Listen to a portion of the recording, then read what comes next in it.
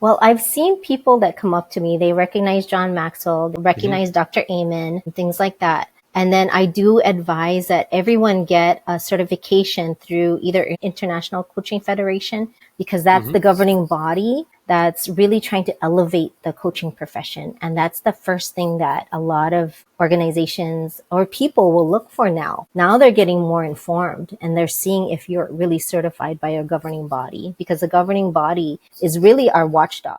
Welcome to Career Coaching Secrets, the podcast where we talk with successful career coaches on how they built their success and the hard lessons they learned along the way. My name is Davis Nguyen, and I'm the founder of Purple Circle, where we help career coaches scale their business to $100,000 years, $100,000 months, and even $100,000 weeks. Before Purple Circle, I've grown several 7- and 8-figure career coaching businesses myself, and have been a consultant at 2 career coaching businesses that are doing over $100 million each. Whether you're an established coach or building your practice for the first time, you'll discover the secrets to elevating your coaching business. Hey everyone, welcome to another episode of Career Coaching Secrets Podcast. I'm your host Rexhen, and today's guest is Lynn Vince Abramo, an organizational peace specialist, trainer, speaker, and coach dedicated to transforming the way leaders and teams communicate. As the founder of Bamboo Shoot, Vince helps business owners, entrepreneurs, and new leaders resolve conflict, build trust, and create workplaces where accountability and harmony fuel growth. With a background in public administration and certifications in conflict resolution, leadership, and neuroscience-based coaching, Vince brings both academic depth and practical wisdom to her work. She guides leaders and teams through strengths assessments, communication frameworks, and facilitation practices that turn misunderstandings into opportunities for collaboration. And it's a pleasure for me to have her on the podcast today. Welcome to the show, Vince. Thank you so much for having me, Rexhen. Aloha. Aloha, and thank you for coming, Vince. So it's a pleasure for me to have you on. I wanted to ask you, when it comes to your coaching business, so we're talking about Bamboo Shoot. It's been around for 8 years, according to LinkedIn. What inspired you to become a coach and start your own coaching business? Well, it began in 2010 and I got an assessment. I was a leader of 300 people in an organization. And when I did my assessment, a 360 assessment, I was told that I was not a good communicator. I did well with the board, with clients, with people, with the staff, but I was not a good communicator with the co-directors. And so I began my journey with Center for Creative Leadership. I was gifted a coach for a whole year worth $10,000. And it led me to improve my communication through public administration. And I fell in love with the practice of conflict resolution. And to this day, I really like to bring that forth to organizations. And so when we think about your ideal client profile, the people that you typically work with, is there a certain demographic, psychographic, or certain industry, or maybe some common goals or other commonalities that you're seeing? We know we're talking about leaders, but could we define it a little bit more? So I work with leaders that tend to be forgotten. So immigrants, people who have an accent, people who are discounted, like women, minorities, and also people with disabilities. I myself have a disability. I have self-diagnosed ADHD and dyslexia, but my family also has it. So working with people that need to overcome that, they've been so resilient, and finding that in their workplace that it's been difficult to navigate for them. And they're trying to up-level themselves, but they also have a lot of empathy around people, so that they want to bring up people around them because they know how it feels like to not be involved. So they're the silent majority, which I call them, because they're the ones who are not recognized for the contributions or are not seen because they're not speaking up. Cool. How is it like for them to work with you? Is there a certain program? Is it one-on-one coaching, group coaching? How would you describe the experience and maybe the programs for those of them that are listening and feel like they are the ideal client profile for you? How would you describe them working with you? So those are the leaders or the business owners. And for them, it's what they've come through for me is that they've gone through some of my workshops and then they recognize they need coaching one-to-one. Then they bring me into the organization to do team coaching or workshops with them. And then it's reverse order. Then they ask for coaching for their staff members. So I love to work with leaders or business owners that are really involved in the whole process, and they themselves get coaching. Mm-hmm. And Yeah. would you say that there's a certain length of time that they stay with you usually? Some of my clients stay with me for 5 years now or more. And then some clients use me for 3 to 6 months, depending on their needs and how busy their schedule is. Cool. And where do you find them? Where do you find your clients? And this is a question that coaches who are listening will find interesting. Where do you find them? Is there a marketing channel that works very well for you? So I have used Eventbrite, where I offer some of my workshops, and then also utilizing like Thumbtack, Strawberry, all of those different channels, and Yelp. And what I've really seen is probably referral, networking, and those conversations that are one-to-one. I seem to get better clients that kind of stay with me longer, that Mhm. really dedicated to improving themselves and their organizations through those channels. Cool. And when we think about your coaching business, looking into the future, do you have any specific goals that you're working towards for the next 1 to 3 years? Yes, I would like to get back to $10,000 months. Mm-hmm. I had a wonderful contract. Unfortunately, that contract got taken away because of budget cuts. But working with an organization, I'd love to work with them one-to-one and seeing how I can affect the change in their company. And hopefully also I'm building up my speaking business and traveling the world for speaking. Cool. I like that. When thinking about investments that you've done so far in your coaching business, what would you say have been some good investments that you feel really good about? Either you learned a lot or got a good return from, and what have been some investments that you don't feel so good about, or maybe not so good investments? And I am not an expert in marketing, right?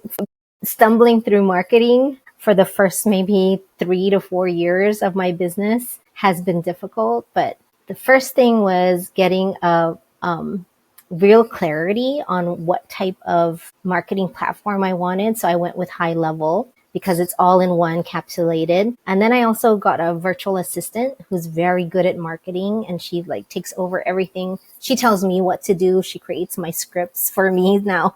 I've been with Mm-hmm. her for 4 years. And then also really engaging with the community. It doesn't have to be your whole thing. Really getting involved in networking and even in social circles. But also what's really working so well is having those one-to-one meetings with people that do have influence over others. Interesting. And would you say there have been some bad investments as well? Yes, probably all those different multiple programs that I've gone through that haven't really worked out, because a lot of them have the back end things, but it's particular towards them that you have to purchase it, but it doesn't encapsulate all of what you do, right? It won't allow you to involve all of the certifications. And I know coaches out there have a lot of certifications and they're trying to figure out how to do that.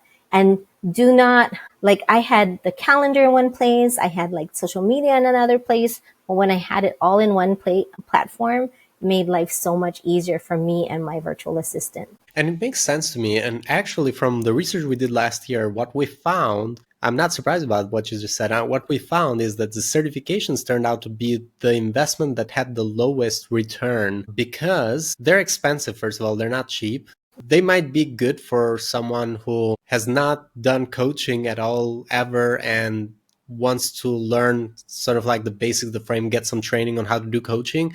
But if Mm-hmm. you're doing it for the sake of adding a title, adding maybe some trust because you're certified, that doesn't really work well with individual clients because they're not aware of some of these certifications. They don't Mm-hmm. even know that there is certifications for coaches. So they don't typically ask you if you're certified, or they don't say you're not certified, I'm not going to work with you.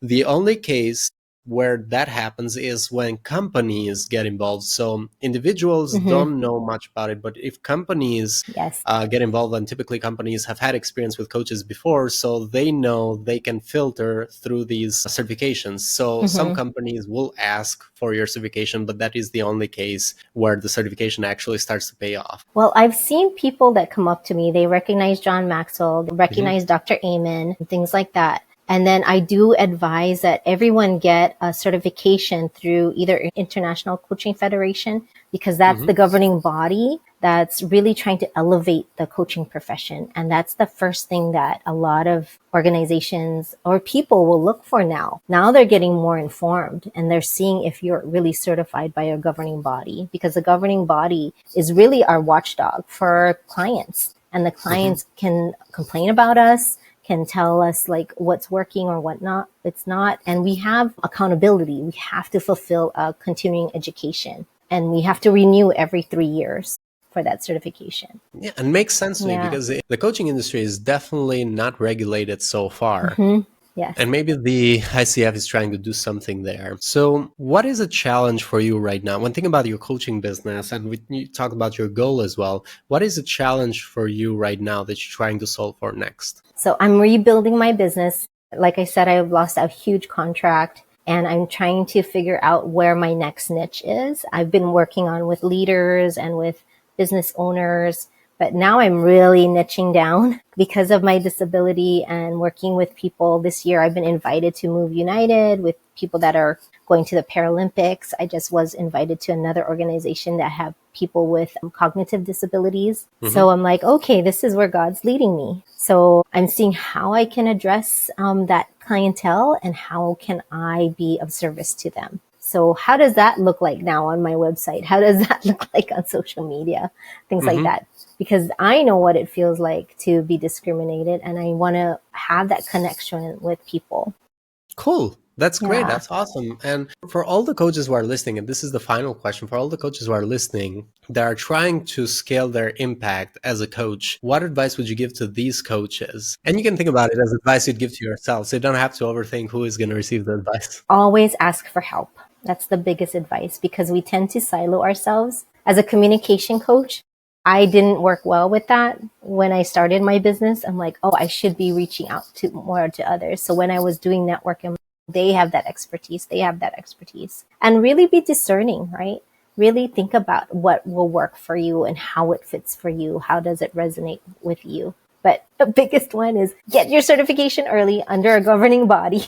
I wish I did that very early. And then get help, right? Remove that part of your brain that is probably not your gift. For me, marketing and accounting. Had to find other people to do that for me.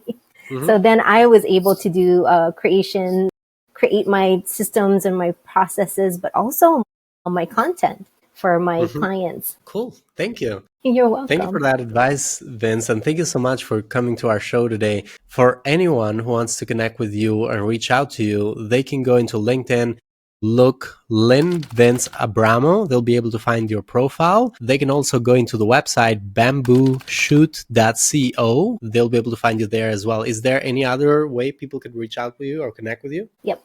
Instagram, bamboo shoot high, HI. Yes. Cool.